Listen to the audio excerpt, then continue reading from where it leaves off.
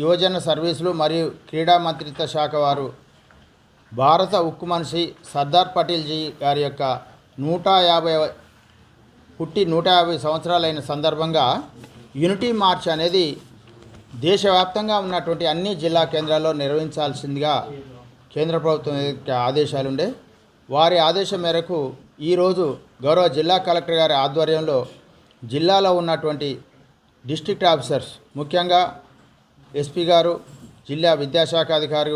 జిల్లా పంచాయతీ శాఖ అధికారి గారు, జిల్లా ముఖ్య ప్రణాళిక అధికారి గారు, జడ్పీ సిఇఓ గారు, డిఈఓ గారు, అదేవిధంగా హెల్త్ ఆఫీసర్స్, మిగతా అందరు జిల్లా అధికారుల సారథ్యంలో మన నల్గొండ జిల్లా మరియు సూర్యాపేట జిల్లాకు కేంద్ర ప్రభుత్వంచే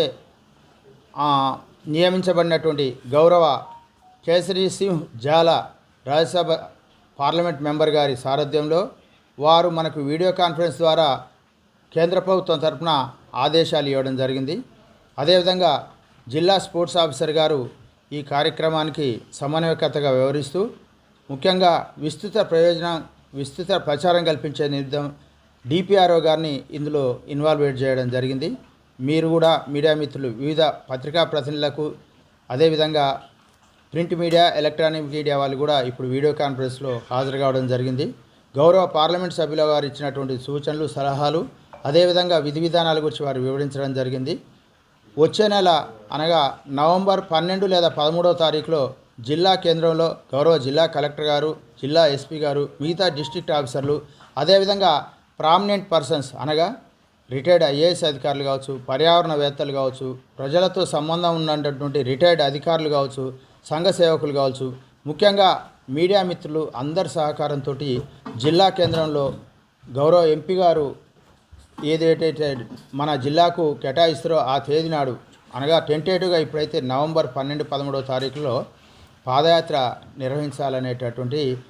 ఉద్దేశంతో వారి వీడియో కాన్ఫరెన్స్ను తెలియజేయడం జరిగింది. ముఖ్యంగా సర్దార్ పటేల్ మన దేశానికి చేసిన సేవ, వారి యొక్క 150వ బర్త్డే సందర్భంగా వారి యొక్క జన్మస్థలమైనటువంటి గుజరాత్లోని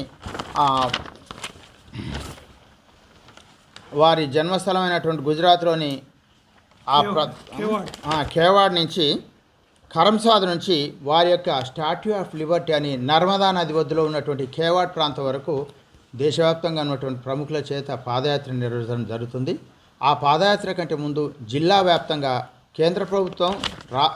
దేశ యువజన సర్వీసులు మరియు స్పోర్ట్స్ శాఖ వారు వారి దేశానికి చేసిన సేవను ప్రజలలోకి తెలియజేసే విధంగా కొన్ని కార్యక్రమాలు నిర్వహించాల్సిందిగా వారు ఆదేశించారు. వారి ఆదేశాల మేరకు మన జిల్లాలో కూడా జిల్లా స్పోర్ట్స్ మరియు యువజన సర్వీసుల శాఖ ఆధ్వర్యానికి సంబంధించినటువంటి స్పోర్ట్స్ ఆఫీసర్ గారి సారథ్యంలో కలెక్టర్ గారి ఆదేశాల మేరకు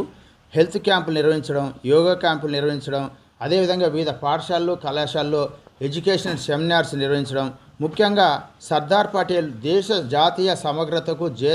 భారతదేశం ఐక్యంగా ఉండడానికి ముఖ్యంగా వారు మనకు 1947లో స్వాతంత్రం వచ్చిన తర్వాత కూడా కొన్ని సంస్థానాలు భారతదేశంలో 500 పైచిలకు ఉన్నటువంటి సంస్థానాలు భారతదేశంలో విలీనం కావడానికి సంసిద్ధత వ్యక్తం చేయలే. అటువంటి సందర్భంలో వారు కేంద్ర హోంశాఖ మంత్రిగా ఉండి 500 పైచిలకు సంస్థానాలను భారతదేశంలో విలీనం చేయడానికి వారు పటిష్టమైనటువంటి చర్యలు తీసుకురు. మనకు కూడా తెలుసు, మనం ఉన్నటువంటి తెలంగాణ గడ్డ కూడా 1948 సెప్టెంబర్ 17వ తారీఖు నాడు అప్పుడున్నటువంటి నైజాం నవాబు భారతదేశ మంత్రివర్యులు సర్దార్ వల్లభాయ్ పటేల్ గారి ముందు నేను నా యొక్క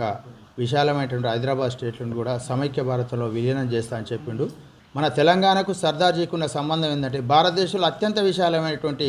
తెలంగాణ హైదరాబాద్ స్టేట్ను వారి సమక్షంలో సమైక్య భారతంలో కలపడానికి కృషి చేసినందుకు తెలంగాణ వాసులు వారికి జీవితకాలం రుణపడి ఉంటాం. అదేవిధంగా వారికి సంబంధించినటువంటి జీవిత చరిత్ర విశేషాలను తెలియజేయడం కోసం పాదయాత్రలో కంటే ముందు కూడా వీధి నాటికలు, పోస్టర్ల ద్వారా కూడా వారి జీవితాన్ని తెలంగాణలో మొత్తం అందరికీ తెలియజేయడానికి జిల్లా వ్యాప్తంగా